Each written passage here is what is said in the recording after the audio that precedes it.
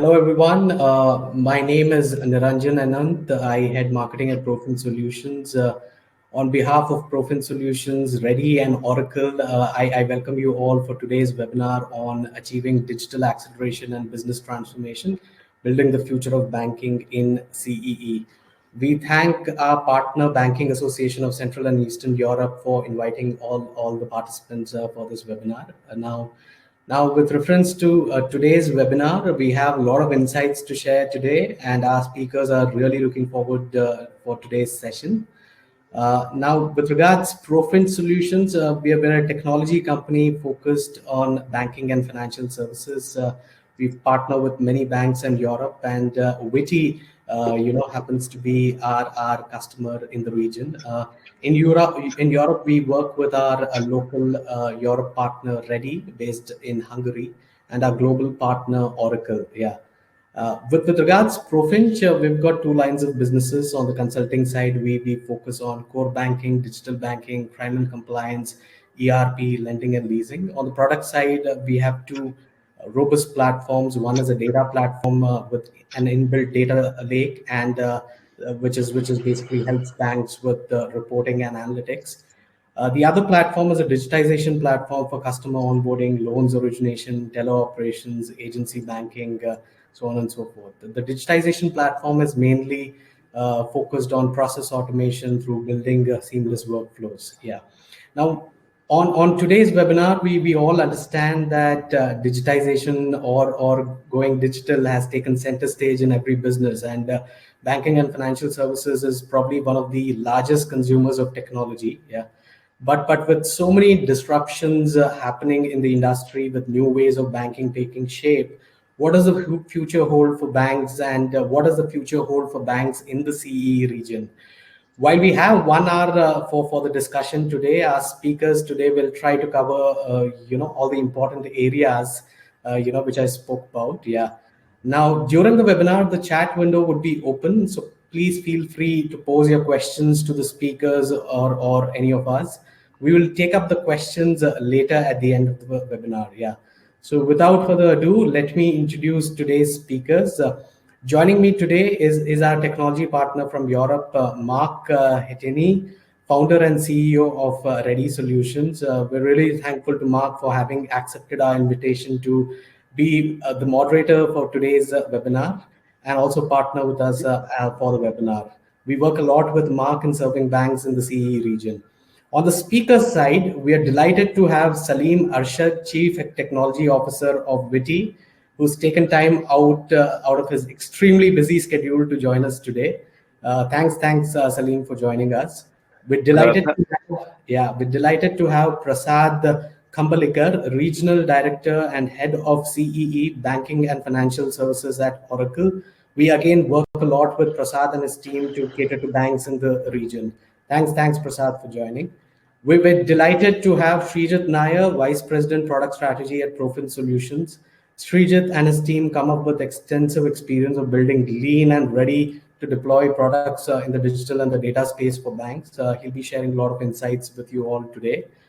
We also have Prabs, although you can't see him. Prabs, who heads our business development for the CE region. I think some of you would have already interacted with him in the past. So welcome to the webinar, Prabs.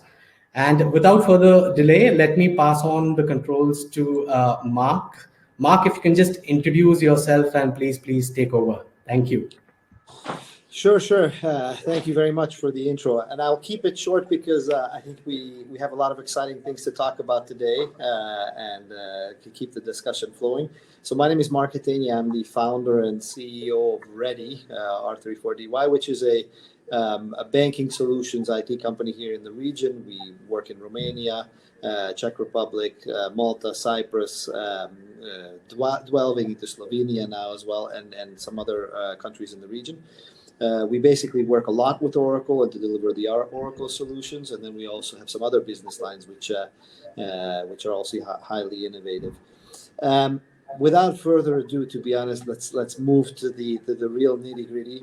I remember a couple of years ago when I used to be the deputy CEO of MKB Bank, I gave a presentation. I said banking is IT, everybody came up and patted me on the back and said, yeah, you're right. No, in Hungary, that not a lot of people would dare to say that. Well, today I think I would change that to say that banking is IT, but it's business-driven, customer-driven IT. And I think we have one of the most interesting people driving the change right now on this board is Salim, as he was introduced, the CTO of Witty. And I really thank Salim for joining us. I think Salim is in the middle of a go live right now. So I'm wondering how many hours of sleep he had before this presentation. Probably not a lot, as go lives go. So thank you very much for Salim for joining us. Please, Salim, introduce yourself. Introduce Witty. It's a really great play. I think the audience would appreciate about what you're doing. Thank you very much. And first of all, thanks to everyone who's joined this meeting, and thanks to Profinch for organizing this. And it's an absolute pleasure to be here. Yes, it's very exciting times for us. It's been a long journey of about 15 months now, where we are getting ready to a beta launch. We had a soft launch a couple of months ago. So just to give you a bit of a background about Witty, our founder CEO, Amar Kutait, came up with the idea of having a digital bank operating under the e-money license in both UK and Europe, and Europe is our first launch. The idea was to have smart finance for everyone. By jumping onto the digital banking bandwagon, trying to come up with something that's rather unique in this market segment. We're looking after Gen Z and students in the first sort of go, but we're expanding our offerings to a number of other areas. I think the key thing we want to do is start fresh, focus on building a clean solution for transparent pricing, pay for what you use type of a service with our various options and modules. But I think more importantly, it's about having a renewed customer focus with 24/7 customer support, etc. in the region. We are licensed by the Bank of Lithuania, so Lithuania is our first stop. So we are in the midst of a beta launch in this region to a very fast follow-up in the App Store, and then looking to expand into other markets in the region. So it's really very exciting times for us, and we've spent a lot of time thinking through the proposition, how we do it. So there's the business angle to it, and then there's the tech angle, and putting a tech stack together and having a whole list of partners to deliver a primary banking solution that consists of a slick onboarding, cards, payments, foreign exchange services, customer service, and it's a full stack digital offering at this point. Thank you. I mean, I had obviously even before this call, I think you guys work with Oracle and Profinch obviously to get your solution off the ground, and I've already been looking at it myself, and it's really, really impressive. So congratulations. What I tend to think of, we'll talk a lot about the technology aspects of what we're doing in IT and core banking in the region, and how does that support the transformations. But before we let the business angle go, there's this digitalization tends to bring a cacophony these days of solutions. There's the fintechs coming, and they want to take either a full share of your wallet or a niche share of your wallet. There's the challenger banks. There's the existing banks who have actually released digital, and you'd wonder, you think that they're actually losing their market share on digital, but I recently heard the statistics that in the UK or somewhere, the penetration of the digital went from 78 to 82% for the incumbent banks who have got the legacy banks who have released their digital solution. So there really is a lot of, let's say, noise, or a lot of good solutions coming out there. So how does somebody like Witty, who's coming in, a fresh greenfield, how are you going to grab the attention of the customer? What's the market play? What's the business angle for you to actually grab the attention and then keep the customer going? Absolutely. I think it's a very crowded marketplace. We're certainly not the first entrant. We're certainly not the last. There will be many more to come. And I think the way the fintech market spread out is you've got the banks at the very epicenter of it, and then ancillary businesses like in a circle that either offer part products or spread out serving the banks and having digital offerings. So for us, it was very important to drive traction and and engage with the consumers. And our marketing plans would unfold as we speak. But right now, we started off with our focus on students, and we've been offering scholarships to young students who are just getting into university, starting an education program. So I think we're here to support the community, to support the Gen Z and the student community to grow along with us as we go on our journey. So we want to be here to be able to not just make money, but to support the community around us. But that said, we think that there is a section that's underserved. There's always chance for better customer service where we think we can excel. There's while we don't have the baggage of having archaic systems because we are new. We were able to be born in the cloud with most of the neobanks today. Right. And we used a lot of accelerators. We used Oracle in the backend. We've used Profinch to help us jumpstart that. We've also used a number of other product partners that we plug into our ecosystem, and we are able to deliver solutions faster. But that said, everything has its own life cycle of ideation, build, test, and deliver to product. And trying to keep that as short as possible is perhaps key. And the ability to adapt to changing markets is I think I think a lesson that every new entrant has to do is you come in with a business plan, you think about something. It's about the ability to effectively reorganize yourself and stay fresh and stay relevant actually in today's industry. No, great. I mean, I think it's definitely a great play to look at the customer and grab the attention of the customer from an early age onwards, right? I mean, maybe not from the cradle, but the expression is from the cradle to the grave, right? I mean, you're effectively entering at that level and keeping them educated, but also engaged with the banking. That's great. That's a great play.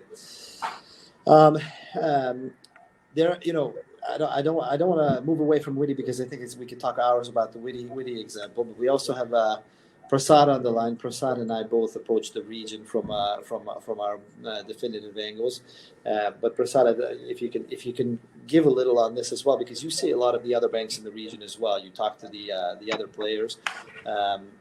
What are they doing, or what are they doing from a business perspective to grab the customer? How does digital help them to do this, and what's the play? Sure. Firstly, thanks, Profinch, for having me here. And Mark, to address your question, see what I'm seeing, especially in Europe and particularly in CEE region, banks are heavily investing into digital journey to create what I call is a highly personal and meaningful experience with their consumers. So when we call digital transformation, which digitalization, a lot of times we say, gives a great potential for banks to sell more and acquire more business or customers. Now, with that, it also brings the need to have a robust technology and a deep invested banking architecture. So, today, what consumers are specifically looking is a very convenient and a very simplistic, I would say, interaction with bank. What I would call, a digital equivalent to an easy button. Now, what we have also done a bit of a research and talking to the CXOs, what we feel that this emerging generation of banking customers, they want to really, they want banks to be their partner for life. So if you look at consumers, they are now demanding bank to be embedded in their lives more seamlessly than ever. And going through all cycles of their life, for example, the life movements like marriages, home purchases. So they expect the bank to add value and not drain it. So as a result, what has happened is banks have, there's a definite need for banks to, I would say, reinvent themselves at the breakneck pace to retain and win new customers. As you rightly said, yes, there will always be fintech innovators offering better customer journey or leveraging I would say latest data-driven capabilities to the market. So it is very important for bank to be inherently agile, open, and architecturally flexible. I feel that is the only option what I see from the Oracle point of view. So fundamentally, what I'm saying is a complete client native model. Now, today, if you look at Oracle, we have a decade-long experience with which we are bringing consistent product innovation. We are also kind of providing banks with the power to determine success path in rapidly changing landscape, basically driven by the customer demands. So what we have been offering to our customers in the region is very componentized product suite, which is mix of deep and rich functionality coupled with microservices architecture and a choice of deployment. What happens with that is, this gives or enables bank to deliver better services, truly centered around their customer, uh, digitized in entirety, giving them intelligent processes and resilient growth enabler. So, what we always tell our banking customers is you focus on growth, business acquisition, and not waste time on experimenting with a new technology. And we as Oracle, we will help you, with a complete choice on deployment and set you up with the digital revolution for the next generation banking. I think we also work with you guys in the region with Profinch and Oracle, and we see. I agree. I like this expression that you use, Prasad, client native.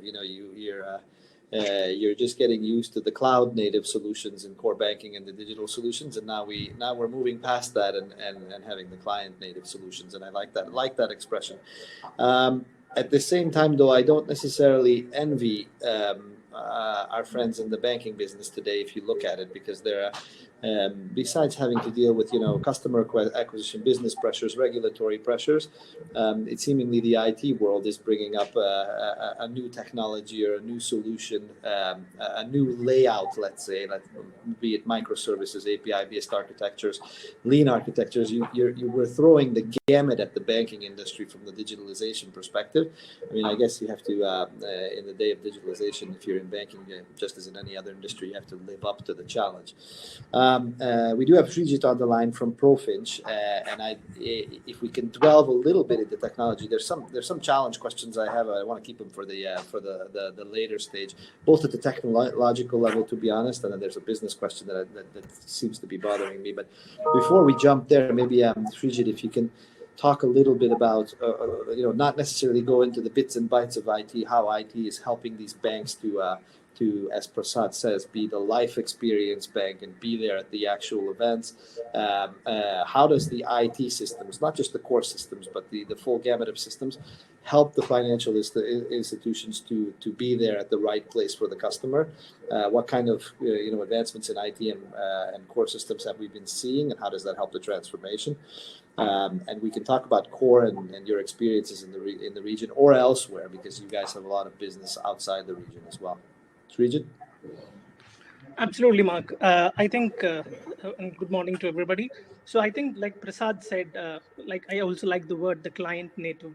So we talk a lot about customer experiences and how does IT enable all of these experiences. That's the way I would go about it.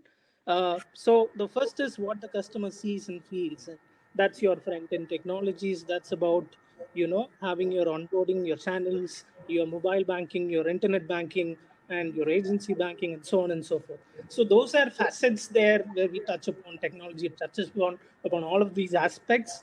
So you would have, let's say, AI onboarding. So, what can you do there to make his experience better? How can you make it faster, better for him?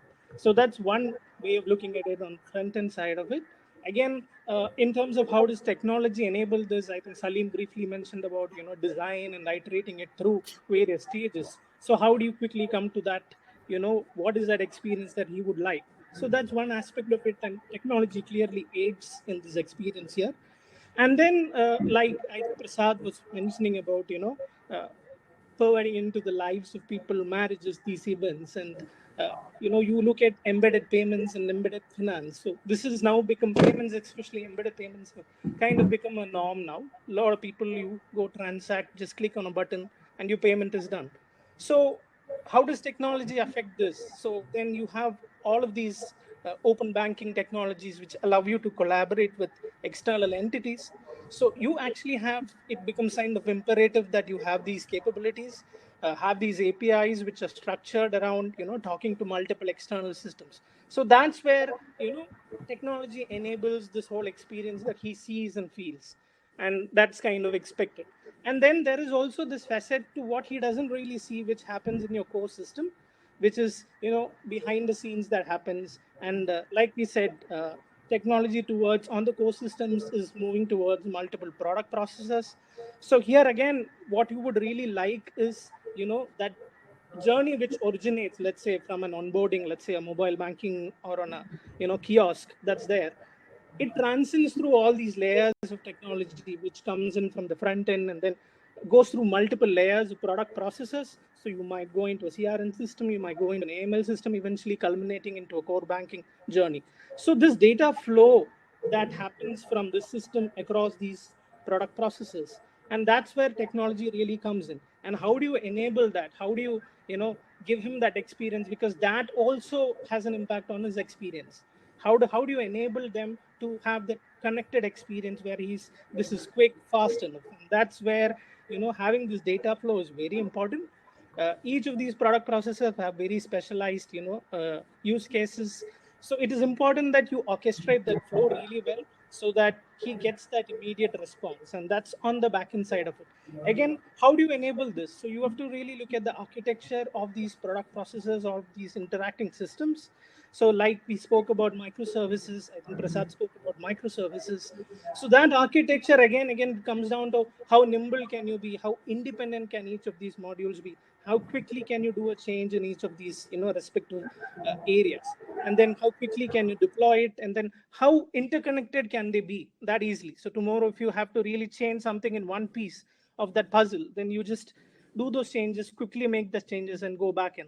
So that's how you look at it from the, the whole gamut of things that happens behind the scenes, which really also has an impending, impact on this technology. Because Salim was speaking about servicing. It's just not just about onboarding, then going through that life cycle of his journey with the bank, right? And all of these aspects is what would enable you. So here again, it is, how do you look at APIs? How do you look at, how can you leave that, interconnection between these systems? How seamless can it be? How easily can your changes be?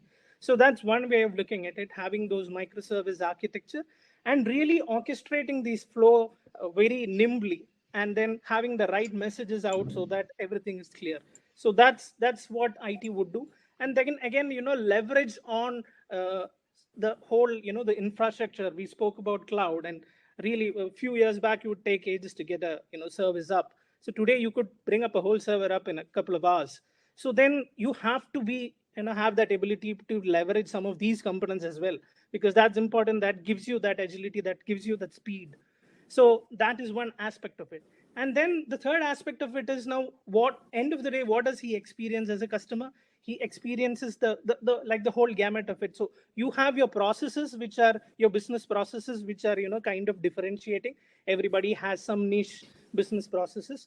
So you would really want to tailor it so that there is, minimal manual intervention. How quickly can you turn around? How can you adapt your processes? If you have to relook at it, how can you relook at it? So that's one aspect of, I see it in these three parts of the system, which always has an impact on the experience of the customer. But these are the three facets. And absolutely the last part would be, like you said, and we discussed about core. In terms of core is a critical component, and you would want to have some of your business differentiator would be on that product offering, which is probably supported out of core. So having that core which has these capabilities and had that plethora of systems which support this ecosystem to be able to nimbly connect to each other and be deployed quickly. I think that's how technology comes in on all of these layers.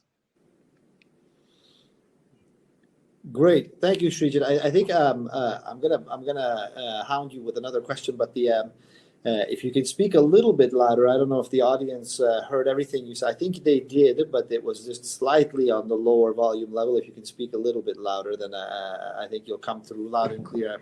For me, at least, it was a little bit of a lower voice. I want to ask you one thing at the technological level, and then take it to the business level as well in terms of IT. I don't think for banking as an industry, complexity is decreasing. So if you look at the business challenges, the regulatory challenges, the increasing digitalization, being an embedded finance organization for the customers, as you say, moving towards embedded finance, then the complexity is not increasing. On the market, what we as IT service providers and solutions providers are now saying is, okay, take the architecture and build a microservice API-based architecture and effectively take this complexity, break it down. I would say distribute the complexity across your IT. If you look at the evolution of IT systems, maybe 15, 20 years ago, everybody was saying, build these kind of monolithic kind of solution pockets in your IT system. This solution pocket will handle this bit of complexity, that solution pocket will handle that bit of complexity, And it turned out that wasn't the fastest way to go to market. Now what we're saying is IT professionals and solution providers is, okay, take all this complexity and break it down into micro pockets of, just bits and bits. And those little bits are not that complex anymore. And if you tie them together, oh my God, it'll be the best thing on the face of the earth. But my brother is a physicist, and he tells me in the laws of, thermodynamics and all this stuff, energy, heat, all this stuff, it doesn't disappear. It stays and it transforms and it moves to another space. So complexity, I would argue, doesn't disappear either from the system. It stays there. And if we distribute this complexity left and right as IT professionals, this is what we're telling our banking colleagues as well to take this advice. What guarantees that this distributed complexity doesn't become a management mess, 5-10 years down the line, just like monolithic systems had their kind of disadvantages? How do we guarantee that this is actually a fail-safe solution, and that for the career length of our banking colleagues who are on the line, for at least the length of their careers until they retire, we're not going to give them another type of suggestion? Right, Mark. So to answer that, maybe I would just the thing that what would you like a team to focus on? Like everybody, is working on one thing. So would you have all of your people, all of your chefs working on the same dish, or would you have somebody working on a dessert and some part of it, independently, and then bring it all together to your full course meal? So that's my way of looking at it. So which has that capability of breaking down these pieces. So that's the leverage that I see with this approach with microservices and breaking down into smaller pieces. I agree the complexity doesn't decrease, but it kind of allows you those focus on those very special things on each of those teams and each of those things. So that's my take on it. I have a comment in there, if I may just jump in, and I think that's a perfect example that there's a chef. But what you don't realize is, what the complexity comes in is when everybody's rushing to the commissary or your store cupboard at the same time, and you can be cooking everything, but the queue on the store cupboard to collect the resources that you need to do your dish or the ingredients that you need, and that's where it happens. And orchestrating the fact that the dessert must be warm and fresh just after the main meal, and the starters, and sequencing it out is where the complexity. And if you put it back into tech stuff, I worked in legacy banks and in here. What I find is that if you're not careful, whatever architecture you go down, you could get yourself into a spaghetti of data sources, interconnected things, and data going out of synchronization very quickly. So whether it's monolith or microservices, if you don't keep tight control, like you rightly said, the architectural governance of what is the owner of what, and the complexity very soon mounts up, and everybody, while it looks really nice preparing the meal for the final thing, the chaos moves backwards to the commissary cupboard. Salim, I saw you smiling when we were talking, and I think so. You've lived this one, and I was going to come to you with a question, but it's a perfect example that now. I love this example that previously your chefs just sort of brought the meal out to your table. Now you're having your guests come in for the individual ingredients and left and right and pouring things left and right. So it's the complexity, organizing and orchestrating the complexity becomes a higher level task, and maybe even equivalent at the end to managing a monolithic system. I was going to ask this a little later, but obviously you've had some experience with this. How give some examples maybe of how Witty is obviously you're a greenfield bank. Let me phrase this question a different way. You know, when I was the deputy CEO of MKB Bank, we were doing the core transformation. I met up with a lot of people, and eventually into the transformation, I would meet up with greenfield bankers, and they would talk to me about their experience, and I would sit there with bags under my eyes and be really envious because I would say, oh my God, you started from a fresh slate and you were able to just build your own thing and not have to deal with all this legacy crap. Oh my God, that's the best thing on the face of the earth. But you know, from what you just said, even building the greenfield bank and making sure that your data sources, the data flows don't go out of sync in the orchestration, it's a huge task. So give a little view on how you guys are managing that and making it future proof. I think there's nothing as future proof, but it's just knowing that every action today has a consequence tomorrow, and I think that's the key thing, to understand what consequences of every decision you take are. So I think even when I started this this journey of starting from scratch, I thought it would be very simple, and we have a couple of data sources and a couple of systems. But as your product offering increases, as the number of integrations increase, what you realize is you do end up with silos of pockets that are very specific to every vendor that you use or every product partner that you use, and making data management, master data management becomes key. It's about the data governance space. It's about the ability to keep data consistent across and ensure where the data change happens and how it reflects across your systems. And I think that's where I believe, I mean, we started off with a very, very robust core where the GLs are handled and the transaction stuff happens. At least that's one sacrosanct place that we have. And then we reflect the data into data warehouses and other places. So I think it's the complexity keeps increasing. And then you go back and say, actually, you take a step back and say, I understood how the big banks got here. It's because trying to do things over time, and you it's unless you have a very small product offering with a very small footprint, it is going to get unmanageable after a while. But I think keeping a good eye, making sure things are documented properly for posterity and being put away are important. Subject matter experts, and I think even with the microservices space, then you realize one microservice here actually has data that another microservice needs, and then you really sometimes stop and think, did the monolithic architecture make sense?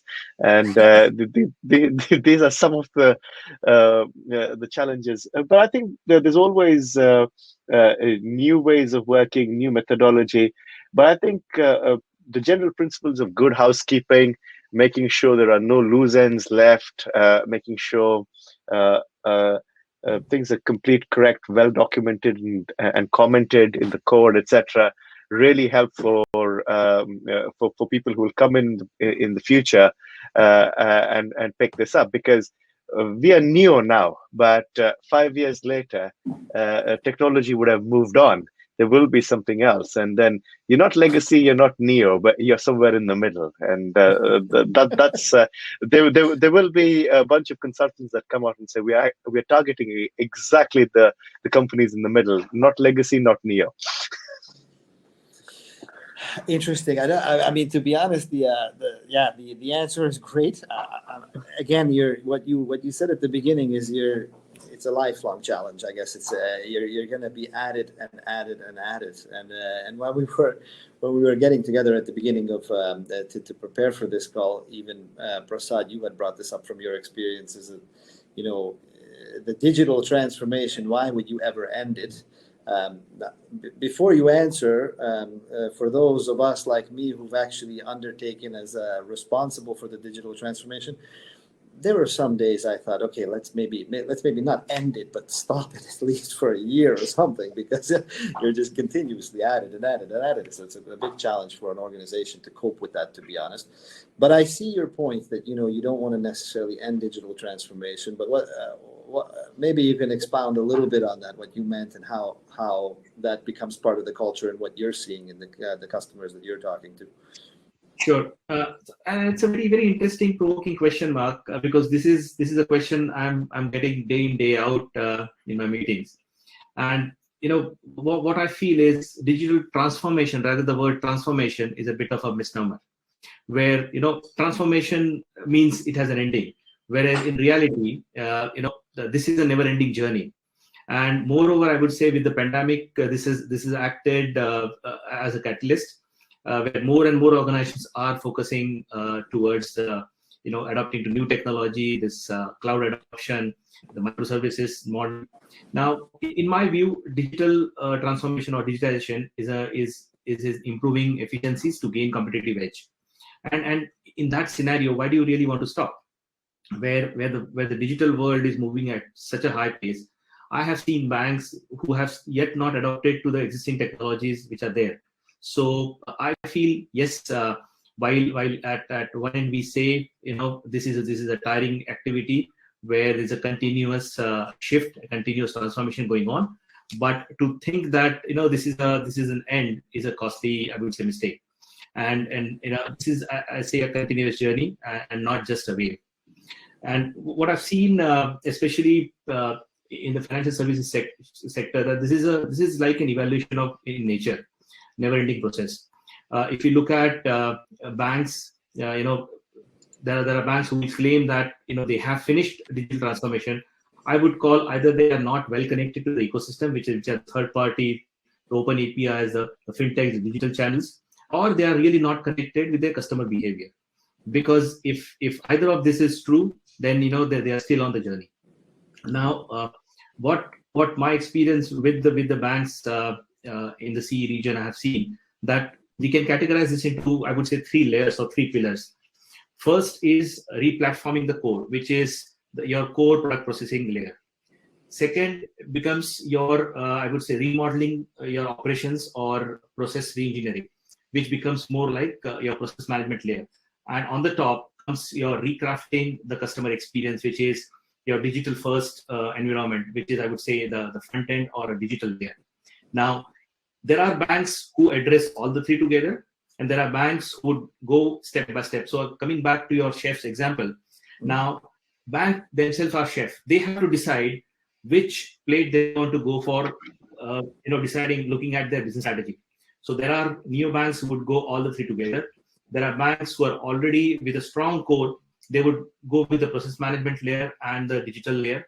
So it all depends on where or what step the bank is in their journey and what is their strategy towards digitalization. If I look at, I would say, my key customers in the region, if I look at Banca Intesa, Serbia, Slovakia, Banca Transilvania in Romania, even MKB as you were part of it, even Luminor Bank, see, all are on this journey and they're addressing different layers at different time. So what I would conclude is, yes, it is a journey. It's not a wave. And I would request all the banks who are thinking that there is an end. It's not an end. It's a continuous process, and you have to define which process, which step. Either you want to go for a dessert first, you want to go for your starters, or the main course. Yeah. Good. I mean, I think I hear you, and I think it's still to the topic of, I mean, what you've just told our dear audience and the guys in the financial institutions, that whether you like it or not, you're married to your transformation for the rest of your life. So it's 30, 40 years. So there's no end in sight. That's maybe not, that's not the note we're going to conclude on today. But to me, there's a lot of the digital transformation always brings up new solutions and new IT solutions that the banks can adopt. At the end of the day, regardless of where you're going to handle the complexity, whether you break it down into the distributed minute layers and then have an orchestration layer which brings up the complexity as we talked about, or whether you choose a tool that can, if you choose to, you can put a lot of the complexity there. To me, I'm the type of chef where I want the most ingredients on my cupboard. So I'd like to have the tool there that if I want to place the complexity there, then that's where I place it. If I don't, then you have to have the architectural choice. To be honest, when dealing with the IT departments, has to be there that you can place the complexity here or there. I see some questions from the audience. I don't want to skip that. There was a good one from Arpin. I believe I'm pronouncing your name right.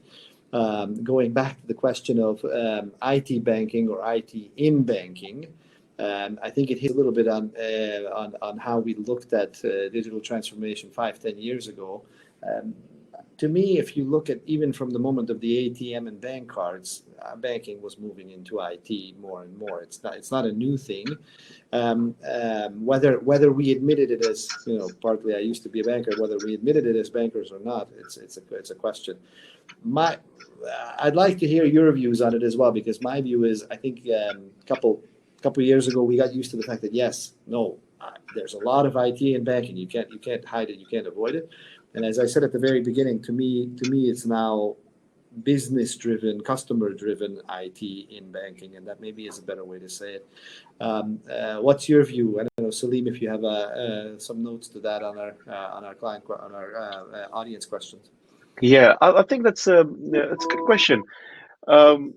It's about what problem you're solving for. You can't be solving all problems at the same time. So your digital transformation journey, I believe, should be to solve a particular problem. It could be an operations problem, it could be a customer problem, or it could be new products to the market. So depending on what you in your journey are trying to achieve at that point, I think IT becomes relevant in that context. So it could be that you just want to streamline back office, make your back office life easier, reduce costs on that. Then it could be a digitization process underpinned by IT on that area. But if you're a steady state business where you've got a set number of products, and doing that, you could be optimizing the existing customer experience, etc. And that's a different kettle of fish. But if you're in a growth phase, aggressive, that I need to help launch new products in the market every now and then you're spending your IT efforts in integrating new services and systems into yours. So it's about it's an evolution, and it's a continuous ongoing process. It's like, coming back to the chef example, it's like having a knife. IT is your knife. Whether you're using it to chop vegetables or to slice something else at the end of it, or to prepare something for the garnish, it's all about how you use it. It's about what stage and what you're trying to achieve at that point. You can't get away from IT. We can't go back to pen and paper. Technology will come and go, but it's about either the business, customer, or operations. These are the three key stakeholders that you have, and ultimately it is to stay profitable. And what you're trying to do is make sure you have the right product set, serving your customers in the right way, and having your cost of serving your customer optimized. And if IT can help in that, then it's well worth the investment. Conscious of the time that we have 13 minutes left, I still have one poking question at the end, which I'll put in, but I want to make sure that the audience gets a chance also to ask questions. So I guess the way it works is either you raise your hand with the speak button, or if you're shy, then push it into the chat button, and then I'll take care of the vocals. So please do ask questions, because that's we appreciate the opportunity to answer your questions on business and technology and the connections of business and technology. While we wait for the audience to get up their courage, I actually am going to poke a little, but this is more of a business, but also how IT is taking banking and what direction it's taking it into. Talking to the head of digital platforms at one of the bigger regional banks yesterday, and we were talking about directions of digital, and embedded finance came up, obviously, and that is a hot topic, right? I mean, if you look at how what we talked about here today, about having a customer aligning the financial institution, aligning the service that you give to the customer's life event, embedded finance seems to be kind of the next way to go. You're there at the exact moment, maybe not even on your own platform, but you're there. If you look at kind of the headline-based thinking of banking and digitalization, 5 years ago, everybody said, okay, open banking is coming, PSD2 is coming. Banks are going to become utilities. They're going to, lose the customer. There was all these, statements financial institutions would have to live with. I don't think, the jury is still out, to be honest, because I don't think open banking has rocked away all the customers from the banking industry. But it's not decided yet. You can still have changes, and open banking is still there, and it's actually getting more and more focus. So embedded finance to me seems like even a next step, right? You're not even building your own platform as a bank, but you're actually just a small button in the ERP system or a small button on another platform. Is that good for banking? I mean, utility business is good usually. It's a steady stream of revenues. You have your network, and every year not a lot of surprises. Banking can be that way, but is that good for banking? Do you see that being a good way to go, or is that a bad way to go from a transformation perspective? It's a free question. I don't know, Salim, Prasad, Srijit, whoever wants to answer.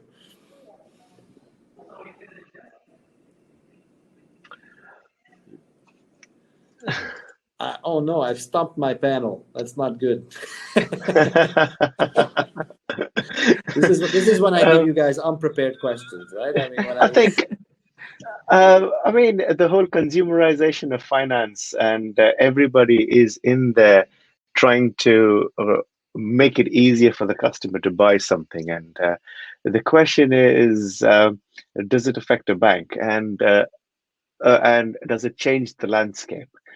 I think every bank has a set of customers that are their sweet spot, whom they're willing to lend to at a certain price, at a certain rate of interest, and they quite cherry pick that. But if you get into what embedded finance does, is it tries to take that risk off the banks and say, okay, there's a new way. And some companies could do it by stumping up their own finance and their own pockets of investment, or they partner up. So I think it's an opportunity for everybody. I think it's a good thing for the customer, because there's opportunity to buy more things, make things more affordable. There's an opportunity for the retailer to sell, and if banks are aggressive and decide that this is a market segment that's good for us, we tie up with certain retailers and then say, actually, hey, we will underwrite your loans. So I think it's all about economy is only grows when money moves in the system, and any opportunity to move money in the system is good for all parties involved. The problem comes when money stops flowing, and as long as there's some trigger in the market that makes money flow, I think it's good for everyone's business. So this was supposed to be an IT banking conference, but we've hit philosophical questions, physics questions, chef questions, and now we're back to old economics, that multiplier effects are the best way to go. Absolutely. I love that. We got a question from the audience about security, and maybe Srijit, if you can give a little view on that, is how does security play a role here? I mean, we've kind of kept it at the business and this sexy angle of how to support transformations. But security is definitely a concern there in terms of all this data moving around and customer data, and how do you actually protect that? Srijit, you want to take that one? Sure, and I'm sure Salim can add in as well. So I think today, when we talk digitization, and when you are, in that world of open world, you're more susceptible in terms of, having those security aspects of it. So you have to look at it at a very specialized, that's the way I see it. It's a very specialized niche now. You have to have those engagements and especially specialized team to look at, all those vulnerabilities, and you'll have to patch that up. So that's the way I see it, and that's now become a very specialized area of technology, and that has to be, adhered to. That's my. I think, security, IT security, and trust, and all of these things are exactly what everyone needs to focus on, because you can have everything. You can build the biggest mansion you want, but unless you have a secure front door and secure perimeter around it, it's an open thing. And I think security and information security, testing, etc., are integral part of not just a transformation, but your everyday business. Yeah, no, I agree, and thank you for that. I'm as I look at the panel, our audience is getting very active, and thank you for that. You're making me work because I'm going to be the one who's going to take the questions and, and put it to the panel, but that's good.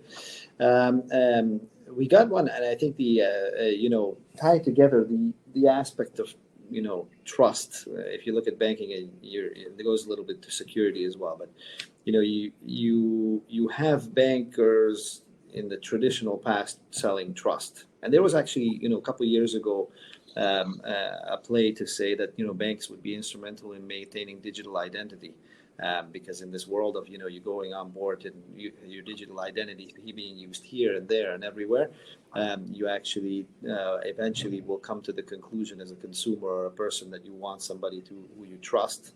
And banks, obviously, you trust because you trusted them to manage your finances. You trust them to maybe maintain your digital identity.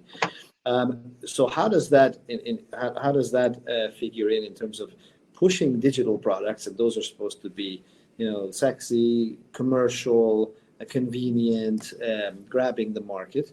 How do you build such a lofty ideal as trust into that? And there was another question maybe to tie into the answer is the what's digitalizable and what's not. Yesterday at the same conversation I was on, I received the surprising answer that banking will move to personal consultation, which to me, when I used to run the digital shop, I said, no way, everything will be digital. I want to have a chat bot which I can address at 11 o'clock at night from the couch. Who cares about the personal touch? And I know it comes back. So maybe we can hit those two together as pillars of banking. Is it trust and personal, even in the age of digital, which will move banking forward in the age of digital? Or is it something else? If I may have a quick comment here, I think legislation that allows us to open up new banks also has put in some belts and braces for trust. So, for example, EMIs are required to safeguard their customers' money.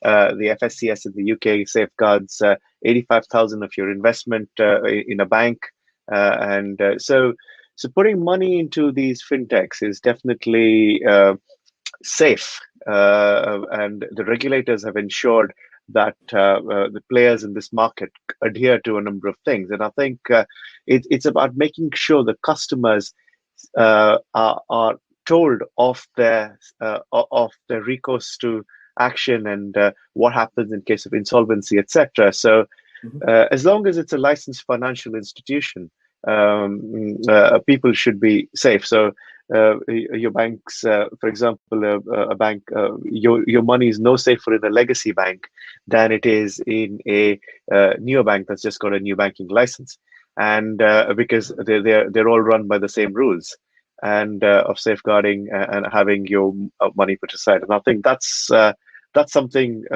is probably consumer behavior and perception of risk and trust. And I think it's up to the neobanks to make sure that they advertise how their customers' money is kept safe. That's my quick 2 cents. No, it's good. It's very good, to be honest. I mean, even I agree with you. The regulator does. They don't make their rules just for the sake of.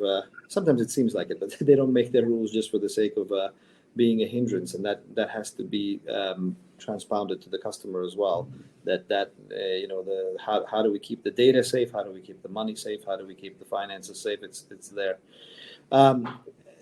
Conscious of the time, but there's a very good question also coming about. Do you use third parties to drive your transformation, or or do you build it inside the bank? Maybe Prasad, you can give because you have Prasad and Salim, both of you, and then I'll also give my view. But I want to pass it to you first. You guys have your own financial institution you're dealing with, but Prasad, you see a number of them out there on the market. What's the best recipe? Build your own teams or have some third-party providers come in and do it?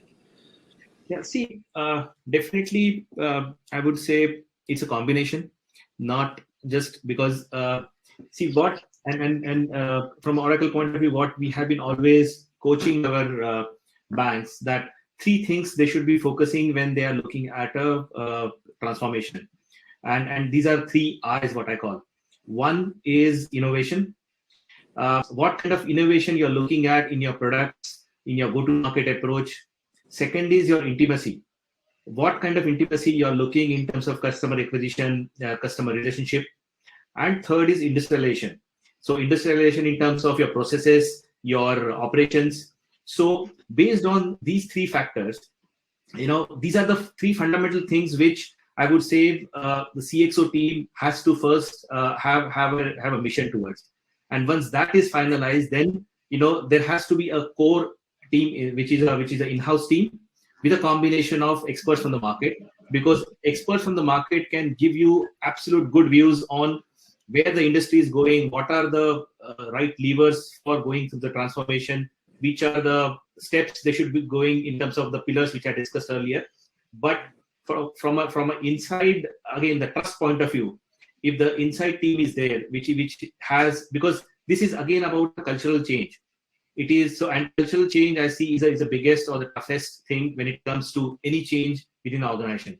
So I would recommend to have a combination of inside and experts together to drive this transformation. I tend to agree. The way I put it when I was the deputy CEO is you have to choose your battles, and I think change is. We like to think that change is a 2-3 year event in terms of corporate culture, but it is almost generational if you think about it. Maybe not 25 years if you take the strict definition of a generation, because you can probably pull it off in less. But the way I see all of our customers in the region as well, looking at it and driving it, and thank goodness actually the cognizant piece of it is that they're looking at it in the right ways. They say there's some battles, there's some places where I want to be the inside. I need to keep that near and dear to my heart, whether that's the front end, whether that's the the product design, the real true digital that the customer sees. Then they take that piece and they run with it and they build the competence.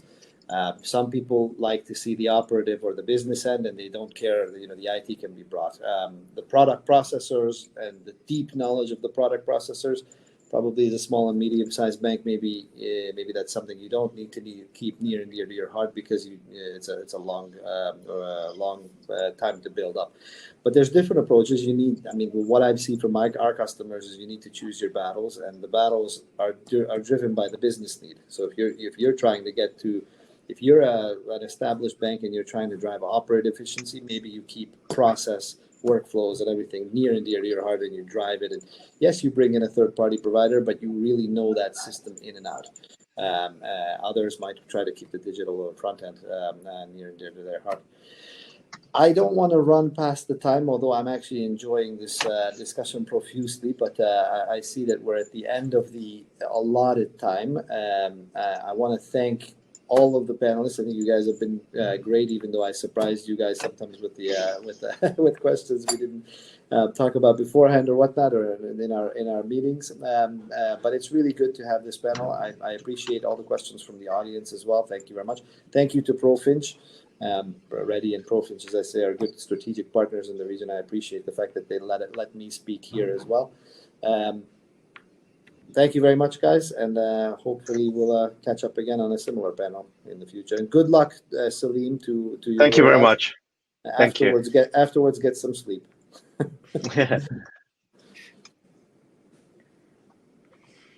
Niranjan, you're on mute, I think. Thanks, Mark, and thanks, everyone. I think that was a great session today, covering a lot of areas.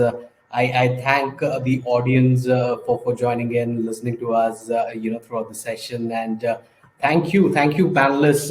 Thank you, Salim, thank you, Prasad, thank you, Mark, for being the moderator today. I would also like to thank Banking Association of Central and Eastern Europe for inviting the audience and making this happen. Thank you, Istavan. I don't know if you've joined today. Yeah, thanks a lot. And if you wish to get in touch with us, you can always visit our websites. We do keep having organizing a lot of webinars, so please do follow our LinkedIn and social media pages. So till we meet again, have a wonderful day ahead, and thank you. And I'm closing the webinar now. Thank you, everyone. Have a nice day. Thank you. Thank you. Bye. Bye.